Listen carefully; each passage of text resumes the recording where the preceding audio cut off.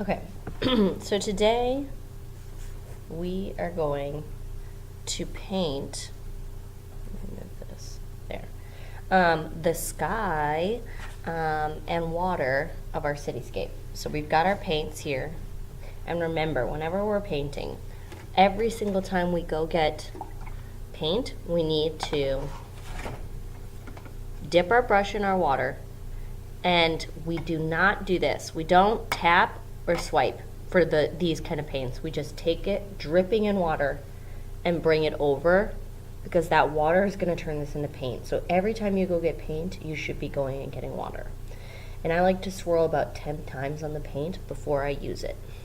In between colors, we're going to make sure that we are cleaning our brush. So let's get started. So the first color we're going to do is red.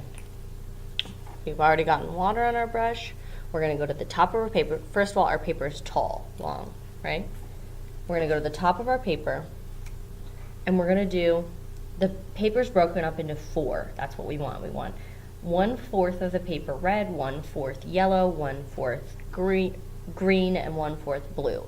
So if you need to, you can quickly take a pencil. Hold on, I know it's blurry. Let's see if it will focus on my, and just make a little mark about, I don't know, 4 fingers down, and then another little mark 4 more fingers down, and that should be about halfway through your paper. If it's not, make it halfway through your paper, and then about 4 fingers down, boom. So there I kind of have a guide of where I need to paint to, okay? So then I take my red and I start painting. Now, I don't want to be doing little tiny brush strokes. So I'm going to dip back in my water, bring it over to my, dripping over to my red, swirl 10 times, and then big brush strokes, not like this. That's going to take all day, okay? We want this to go fast. And spread it around until you kind of run out of paint, and then go get more. You don't want pools of paint. You don't want it dripping or soaking wet, okay? And once you get the area painted, stop going over it. Don't do this 30 times, because what's going to happen is you're going to start picking up little pieces of paper, and it's going to start ripping. So then I'm going to wash my brush, wash. Then I bring it dripping over to the yellow, swirl 10 times. And it's okay if your yellow is a little dirty. And I'm going to overlap this red. Get more water, get more yellow. It's okay if it starts turning into orange. We kind of want that. So this part I am going to go over a few times until it blends. Once it starts blending into each other, start moving down to your next mark for the yellow. Remember, big brush strokes all the way over and back. Dip in the water, dip in my yellow. Every time I go get more paint, I've got to get more water on my brush too. Okay, once I get down to that second mark right here, I'm ready to move to my green. So I wash my brush, wash my brush. Move my paper up. Then I go get my green. Swirl my green 10 times. Okay, now I'm going to go over the yellow.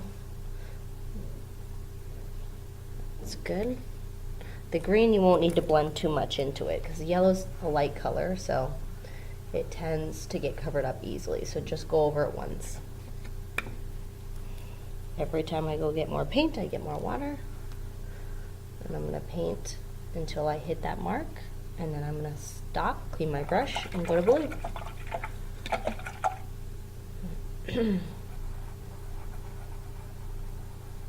All right, now go over my green, and then keep moving.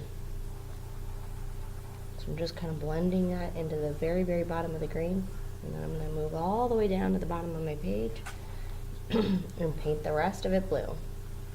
So now we have kind of the backdrop of what we're going to paint the city over. So what it should end up looking like is a sunset sky fading into water. So the green and blue are the water of the river, and the yellow and red are the sunset sky. But right now it just looks like a striped paper, and that's fine. So then I take it with 2 hands and I go put it in the drying rack, and then next week when we come back, it will be all dry, and we'll go back and we'll paint the city on top of it.